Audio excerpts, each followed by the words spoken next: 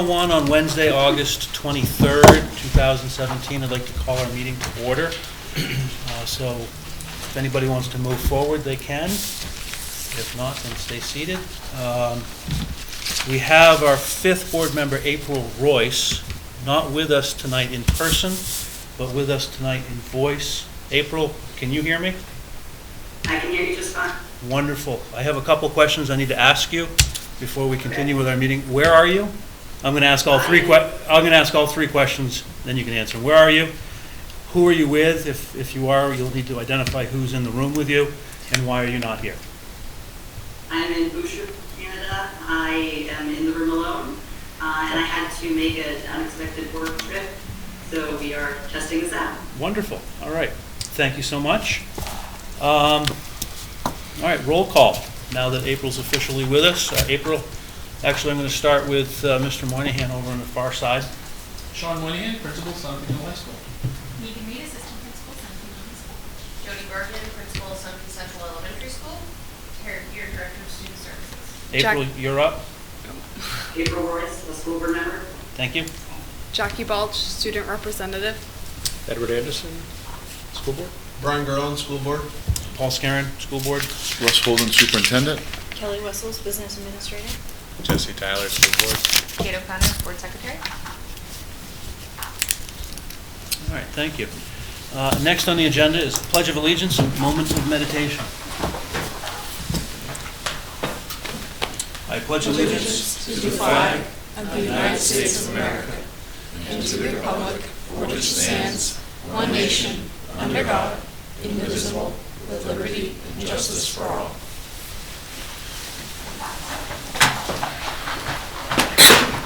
And if we could all take a moment of meditation.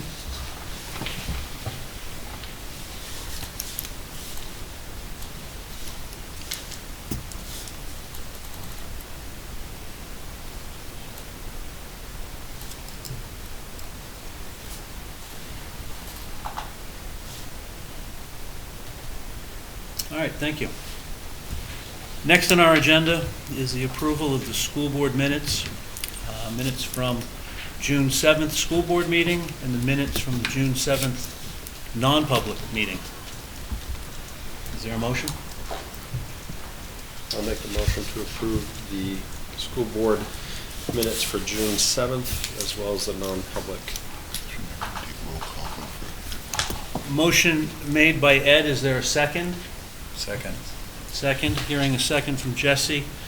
Because we have a participant not in the room with us, we need to, per RSA, whatever it is, for our policy, take a roll call. So April, I'll start with you. Are you in favor of the motion seconded by Jesse for the minutes? Ed? You're next? Yes. Aye. Aye. Motion carries unanimously. Thank you. Next on our agenda will be agenda review. Russ?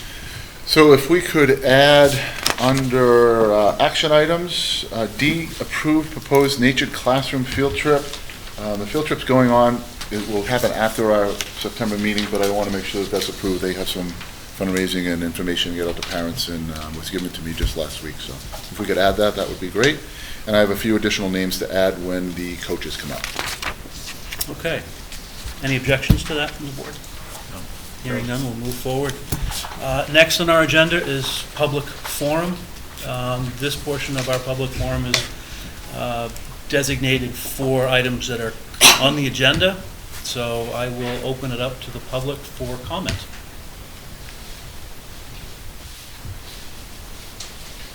If there is, no one?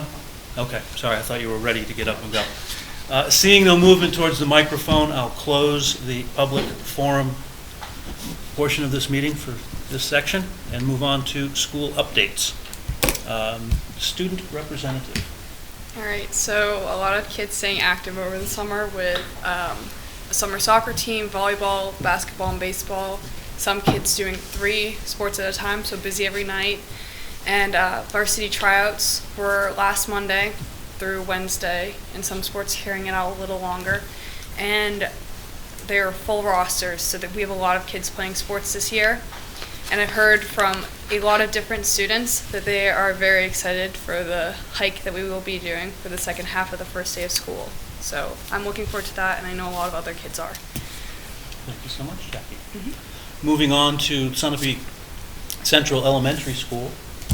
It was a quieter summer than we've had in recent years. New carpeting on the third floor, some renovations to make some creative spaces into student and teacher workspaces.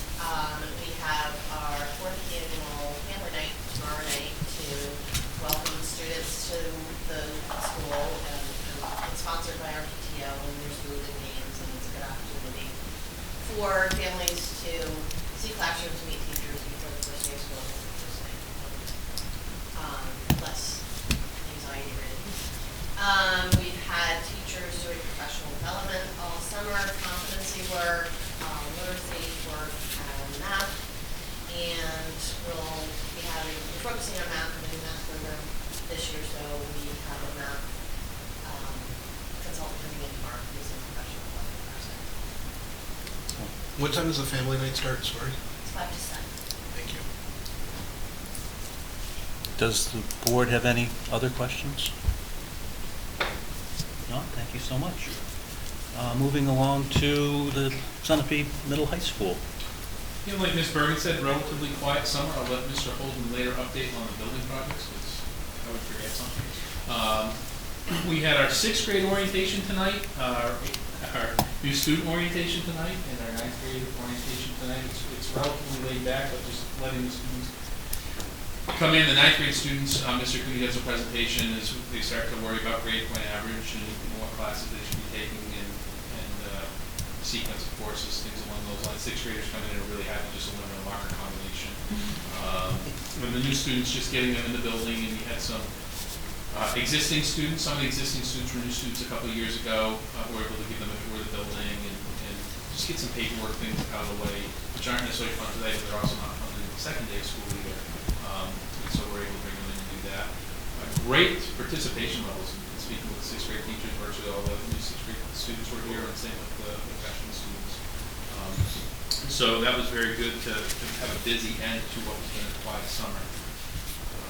Jackie brought up a little bit that on our first day of school, the theme this year is going to be one step at a time. And students have largely signed up for individual hikes that will happen on the second half of the first day. And during that time, we'll also do some goal building activities with that thought process in mind. Excellent. We also had, very strong EP results that we got back, but I'll save that for a future meeting to go over the specifics. But very good advanced placement of the scores that we got back. Great. Does the board have any questions? How many new students do we have? Right now, we're looking at, don't quote me, I'll have the exact numbers later, but it looks like we're going to be about 13 or 14 in and about 10 out. So we're going to be up about 4 or 5 students new against. How about the elementary school? Again, don't quote me either, I'll know better next month, but 8 in and 2 out. How many kindergartners do we have starting this year? We have 29. So that's a nice increase from last year, isn't it? Excellent. Any further questions for administration? Hearing none, I'll move to the next item on our agenda, which will be the superintendent update. Well, we've had a busy summer, but not a crazy summer. Just continuing to do the work that needed to be done, and I'll get into some of the projects later on in the agenda. Just some quick updates, though. Harriman has been in, met with Jody, met with Matt. Their engineers were actually down today. That process continues to move along. They're looking at the architectural plans, the options that were in the past. We haven't really sat down and talked anything. They're still doing their initial preliminary work, so that process continues to work. Today was our first day back with staff. Paul came this morning and participated in our breakfast, and I thank you for doing that, Paul. And got Thanks for the eggs and bacon. Eggs and bacon and a little fruit here and there and some yogurt. We take the healthy option. And it was just a nice morning to have everybody back in the building. We started off in the gym I showed them a very short little video from a comedian named Michael Jr., and he talks about knowing your why. And a lot of times we do a lot of what. You know, we take steps to do things, and that's sort of what we do. It's knowing why you do your what. Right? It's understanding what that why is about. And I thought that was a real good message to lead with today, because sometimes we get so lost in our what, we forget about our why. And I think it was just a nice, short, little brief message I think that hit home. We also spoke to today our curriculum maps are going to be going live shortly. We had Abby Peel come in, and she's helping us with our Facebook account. We've opened up Facebook. We're posting things up there. Teachers are able to post. Abby's sort of monitoring it. She's I guess she's a Generation X, or I don't know. She's, as I said this morning, she's millennial. She's young.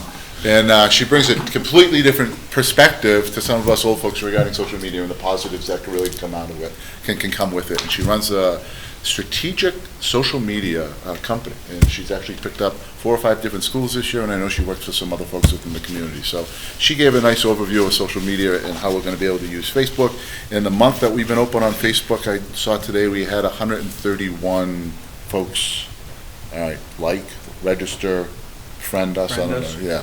So we're building that capacity, and the neat part about those 131, they weren't what I would call our choir. They weren't always our parents, they weren't our teachers, they were other folks in the community who, now it's another avenue for them to connect with us and to find out what's going on with the school. The demographics in Facebook, according to Abby, run somewhere between 45 and 65. So again, it's not necessarily a choir, but people that are in our community who want to stay connected to what's going on in our schools. I had a colleague come in, Dr. Allison Bryant, came in and talked to us regarding SMART goals. SMART goals for our individualized professional development plans, and SMART goals are specific, measurable, attainable, relevant, time-bound goals. And we've been working on them for the past couple of years, and we decided to bring someone in from the outside so that folks would hear it from somebody new. It's always good to sometimes get a new look at something for a new face. And I thought this year that was a lot more well-received. And my understanding with speaking with Megan, our teachers are actually working with our kids on Monday, helping them prepare SMART goals. So the great way to know if you learned something is to teach it to somebody else. So we'll come find out Monday how well we did. Could I stop for a second? Please. Is SMART goals for our staff or SMART goals For for staff staff. and students? So our SMART goals are for our staff's professional development, how that professional development then will be utilized within their classroom to affect student outcome. Okay, thank you. And our students are going to develop SMART goals as well regarding sort of getting to the end, right? Setting goals along the way and getting to the end. We had our core curriculum report outs. One of the pieces that was really busy for me this year, there were 257 new pieces of legislation that took effect in July. And the policy committee will be getting busy. We'll be getting to work shortly, but that's a lot of pieces of legislation that really kicked in, and trying to follow all of that, and they go everything from health class and content in health classes to funding and for the kindergarten classrooms, and it's a lot. There was a lot on the table this year for the legislators, so we're trying to keep up with that. And I'll end with, Jackie hit on it, the trail project. So John and Sharon at the end of last year on our professional development committee said, you know, what can we do as a group to bring ourselves together? And in the past, we've gone out places, we've done some paintball, and we've did some other activities here. And one of the things they come up with is looking at the trail between the two schools. And there's a piece of that goes behind Ed Bailey's property, and it sort of stops. It sort of kind of goes a halfway, and then guys goes halfway, and then they sort of bushwhack across. And John and Sharon talked with Ed Bailey, got permission from Ed, and we were able today, we put 100 people out on that trail, and they put in new bridges, they worked on the ropes course, they raked out, they cut down trees. At the elementary school, they put in some bench seating. We're actually going to be starting a beekeeping club. Is that right, John? Yeah. Beekeeping club. We have folks in school that do this sort of a hobby. And just turning that space into much more usable space, outdoor space. And Sharon had a great slide today. When students are involved in outdoor activities and outdoor learning, it becomes much more tangible, much more effective, much more meaningful for them. And so we're hoping that we started that project as a faculty. I think our students are going to be involved in some of those things, and I think you're going to see, hopefully, other groups within our community sort of take a bite out of the apple as well. We put signs out there, we put birdhouses out there, we really try to dress it up. So if you ever get some time to go out and walk between the two buildings, it's not a bad little 7-minute walk, except if you're carrying brush, right, Tara? Yeah, gets a little hilly. That's it for me. Wonderful. Does the board have any questions for Mr. Holden? Sounds like a busy first day. It was a great first day. It really was. It was really exciting. I don't know what other folks, but just seeing folks on the trail, and the weather was perfect, and just, there was a nice camaraderie today. And Nice you day prob- to do that, too. Perfect. Participation was high. Very high. Everyone on the table I saw at one point in time out, whether falling off the rope swing or lugging brush, everyone, I had changed and was soaked head to toe with sweat, so we all were involved. Great, thank you, guys. All right, next on our agenda is policies, and I'll read down through these policies. This is our second reading, so if the board has any questions on any individual policy, then I guess we could ask it then. And I'll just read down through these and ask for a motion. ADB drug-free workplace, BBFA board member conflict of interest, BEDCR rule regulation on electronic participation in school board meetings, ECAF audio and video surveillance on school buses, EFAA school lunch program meal charges, EHB data records retention, GBEC drug-free workplace, IHAMB teaching about self-protection, IHAMA teaching about alcohol, drugs, and tobacco, JKAA restraint, seclusion, and intentional physical contact, JLD school guidance and counseling program, and that's it. So a lot of policies which are essentially policies that are required.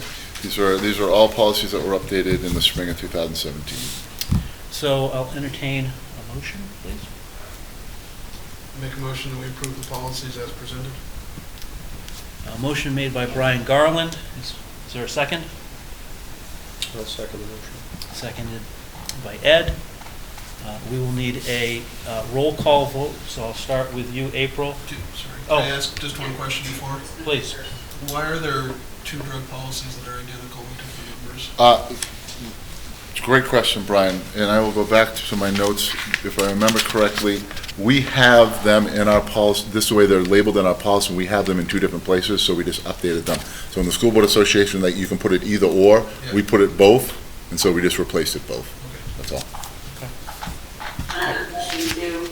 Yes. On the school lunch policy, towards the end, it talks about people with delinquent accounts, and it says there's a certain amount of money when they no longer get deferred, but that line is just a line, there's no dollar amount. It's $5, so thank you, April, I picked up on that. I had to talk with Kelly yesterday about it, so we let kids charge up to $5, which is about 2 lunches, and then sometimes Bill lets them go a little bit over maybe, but typically it's $5 is that amount. Do we have a problem with a lot of delinquent accounts? No, because Bob does a great job with it. So Bob had a list at the end of the year this year, and Bob sent letters home, and Bob is in constant contact with parents. But what that does is at least parents know that at this line, we have a cutoff, Okay. right? And that's more so that he can continue to take the action that he needs to take.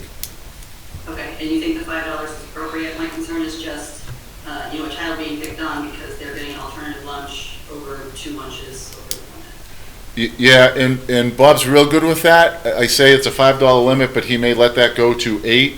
And he's really good about communicating to parents. And as far as getting an alternative lunch, that's done very cautiously, I'll use that word. Okay. So it's not to embarrass the student, it's not to put anybody on the spot. A lot of those conversations he will have sometimes beforehand or the day before, saying, hey, you're over your limit, might be your 3rd time, let you know tomorrow you're gonna have the alternative lunch if you come in the line if things aren't paid. And he'll do that privately. It won't be this kid's in line with the lunch, going through a line, it doesn't get pulled away from him. Okay, perfect. Good. All right, so we have a motion made by Brian, seconded by Ed. We need a roll call vote. All those in favor? Oh, Yes. April, I'll start with you, please. Yes. Ed? Yes. Brian? Yes. Yes. Motion carries unanimously. Thank you. Next on our agenda are action items.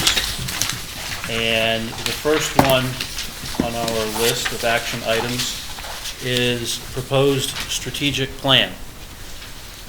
So I'm just going to give these Please to the do. folks in the audience. So it's not the 30-page document, but it gives you an outline of our goals and our strategies.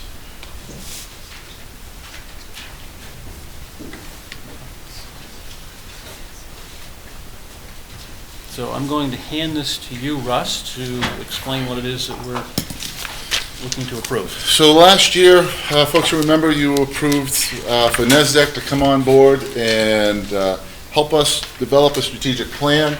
We spent the year last year with a group of folks, community members, teachers, school board members, administration, developing our goals for what we felt are things in our district that we want to work towards and strive towards over the next 5 years.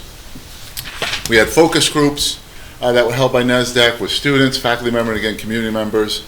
That information was then taken. There was a process in which everything that was brought up was then put into a pool, and we were able to mix and match things to put them and to create our goals. So the committee of 16 developed to the 5 goals that you have in front of you. If you have the big pack of folks in the audience and the small abridged version, we developed those goals, and from those goals, the administrative team, myself, Sean, Jody, and Tara spent probably 3, if not 4 months, really trying to put some meat on the bones and really going back and looking at the conversations that were had, looking at the feedback from the focus groups, and looking at how we then take these goals and actually put strategies in gain targets.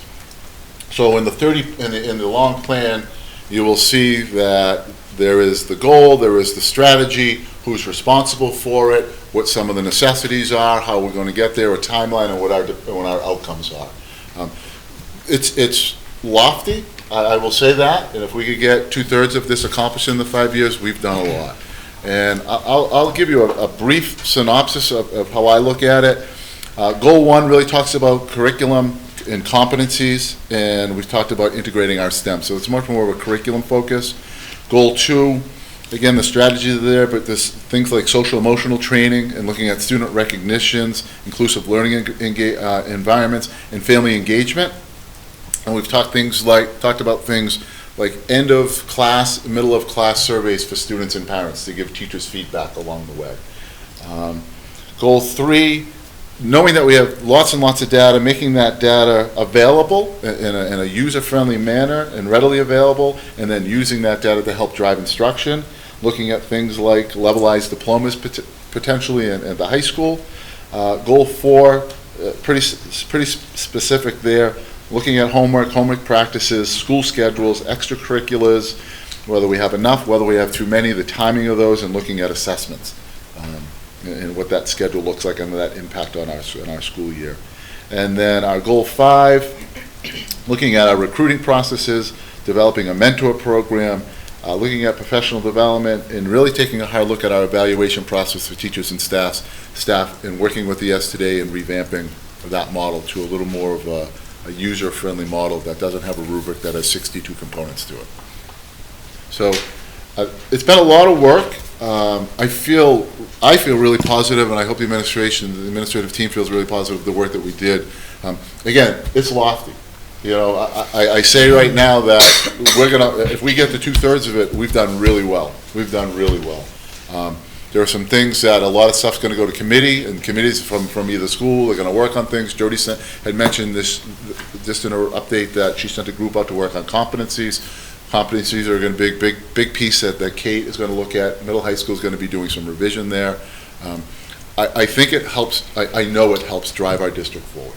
So in 2020, we should be in a better place in all these areas being driven forward. And this should be a blueprint for what it is we do. And so you as a board, as to keep us honest, if we're talking about the trail project, how does that relate back to what you're doing on the strategic plan? Because this really is our roadmap for us moving forward. And that's gonna go for us administrators when we're talking about budget, and it should go for you when we're talking about budget as well, but we're talking about our curriculum, or we're having projects come in and present in front of you. It should be, how does it relate back to what you're doing, and how does it relate back to the strategic plan? That's 2-minute version. Board, do we have questions? Lots of, go ahead, Brian. Several. Many of the action plans have timelines of ongoing. Ongoing is, I hate to say, nebulous. You never quite get there because you don't know when it ends. And I'm not saying, like, I'm wondering if we could Yeah. tune in the There- date. There's a piece of that where administratively, we realized we wanted to get this to you. Yep, What would go up publicly will be the goals and strategies. yep. I need the administrators to take a hard look at what it is they're gonna pull off and start to update that in the plan. Based on resources available. Yeah, and so what, like competencies, is up front, but we know we had a plan of potentially that was gonna be 2019, but now it might be 2020, 2021, based upon going and get the training and seeing what really has to be done. So we know there could be some movable targets here, that's why we didn't wanna be overly specific right now. Okay, But we know we have to be a little more specific. yeah. Student rankings. I think it was actually item 2.2.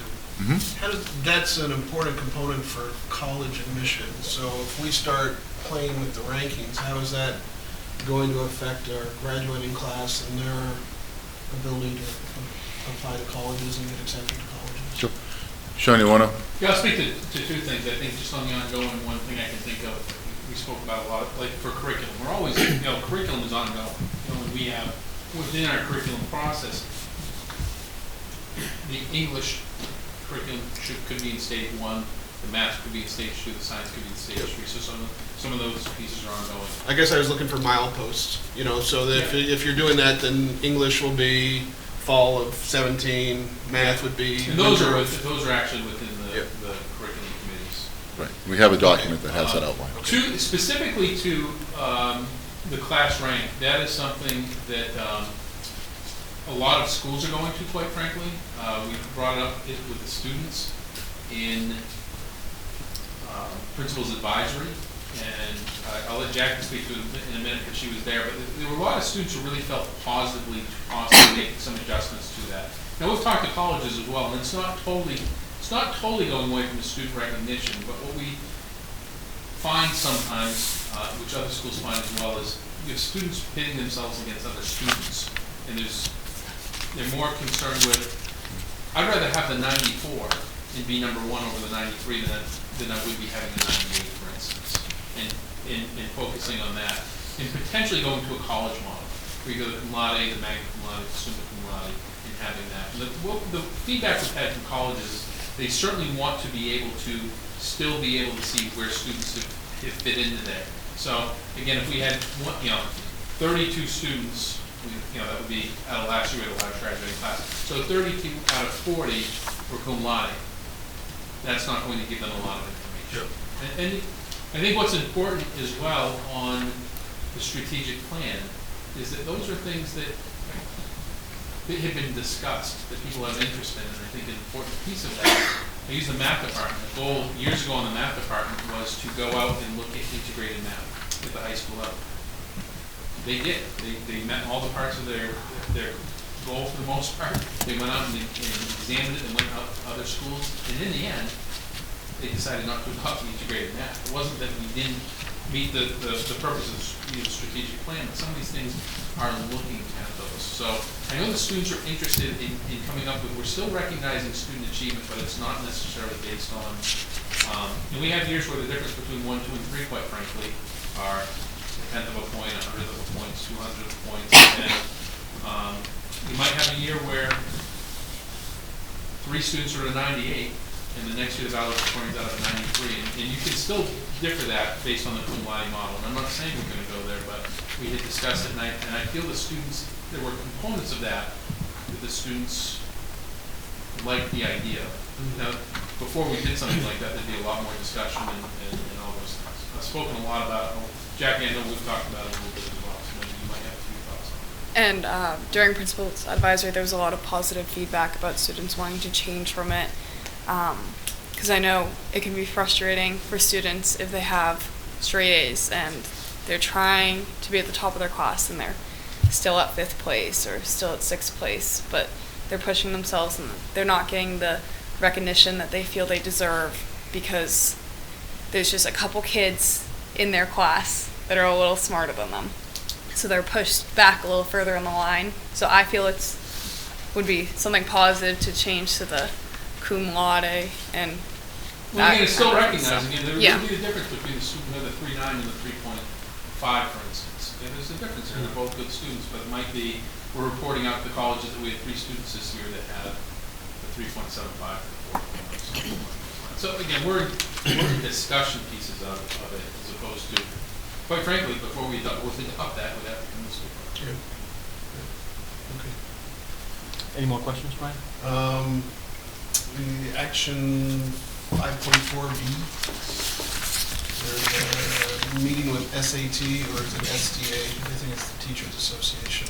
STA. Yep, the action plan. Yeah, that should be STA, thank you.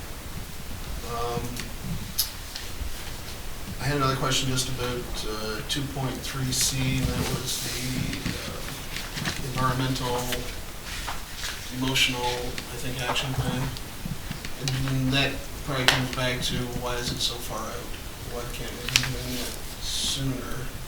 And I don't know if it's a resource issue, but So we had it programmed in for 18-19, and that's a full implementation, so. as well as 20 and 21, if my notes, I don't know if So it started in 18, and then there was a review of the supplemental program, so I think I went through the whole process. So an implementation to a review. So we have some social emotional program in place, but we want to expand upon that. We want to look at other programs that are out there. Social emotional curriculums right now are sort of a hotbed, and we want to make sure that what we're using is appropriate. And if there's some of the things that we should be using, make sure we have time to implement them and get them into place. So it's not like we don't have one, because we do. Okay. We want to make sure it's the right one, and we can, if there's a better one out there that we should be using, we should be using it. Okay. And a review process to go with that. One more question? Sure. In the first page or so, it goes through guidelines with support, school-wide principles, and it lists 5 of them.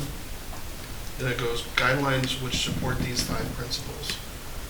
What struck me when I read that, all of those are student-related. The student, the student, the student, the student, the student. Where's the adult or the community member or the faculty in that list? Do you see what I mean? It seems awfully one-sided. So if I think I know where you're at. These were pulled right from NESDAQ, not from NESDAQ, from NEAS.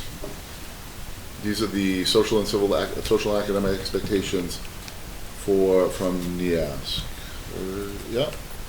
So just reading down the list, what Sorry, struck me Joe. was student, student, student, student, student. Yeah. I don't know if that shouldn't be student, faculty, community member, student, faculty, community member. I'm just asking because it seems that we're relying an awful lot on the students to act this way. We should also be relying on the community members. I'm thinking myself at a soccer game, I probably screamed something inappropriate more than once.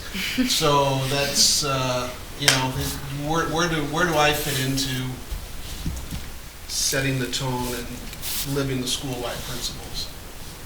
That's an interesting question. It wasn't NESDAQ, it was for elementary school, so. Yeah, I can't really say that we've ever really addressed that, and I'm now thinking about my career. We have expectations that adults will be adults and present good behavior and do all those wonderful things, which we know most of the times happens, right? But you're right, we don't necessarily articulate our behaviors or what our expectations are for our adults. When I read it down, it seemed it was awfully one-sided. Yeah. So food for thought. I don't No, know. it's an interesting piece, because we're educating students, and so we're trying to drive students towards these things, and that's our job, is to educate them. And it doesn't feel funny, but are we educating adults to do those things as well? Well, I know, right? It's one of those. No, it's a great point, Brian. I don't necessarily have an answer for you. Would you mind if I interject something on that particular topic while we're speaking about it? Just as another thought. thought. I'll allow that, go ahead. I think actually Brian has a really good point because of an issue that happened, I think it was last school year at Mount Royal, where we had a teacher that didn't set a really good example. She was not happy with the refereeing of the game. And I think if she had gone up to the ref and made a comment or a question would have been okay, but it continued and continued, and it was in front of both of the school's children. Yeah. And I believe it was Mr. Moynihan that interjected and stopped it.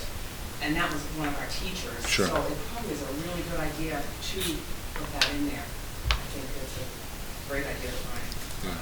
Thank No, you. Yeah, to add to, I mean, we're talking, we've got, you've mentioned yourself, you're a board member, a parent, a community member, but we also have the staff that should lead by example. And I think it's implied in all of this, the staff will be doing that, but I just think it needs to be reinforced by. Sorry, this is the first time I'd seen the plan since it was put together. Yeah. I was not Yeah. involved in the building of it, so when I first read through, it was Yeah. one of those items that went, huh. No, I don't necessarily have an answer. I don't think there's anything wrong with, as Sadie said, these are our expectations for our school community, and our school community includes our parents, our teachers, and anyone else that's involved in our school community. So I think we can add some language to help clarify that, or at least bring it out, maybe. Okay. But So I had that's- more of a process question, because I agree with what Brian's saying, with the points being brought up. But I've been curious, just from my experience with longer range planning, how do you manage some of those dates? There's some windows, by 2019. Sort of how do we update to how we can track to that? It's a lot in there. There's a lot that moving parts that can affect the accountability on those dates or ability to meet those goals. And if something like this comes up where we realize, there's inferred community behavior, we would like to call it out.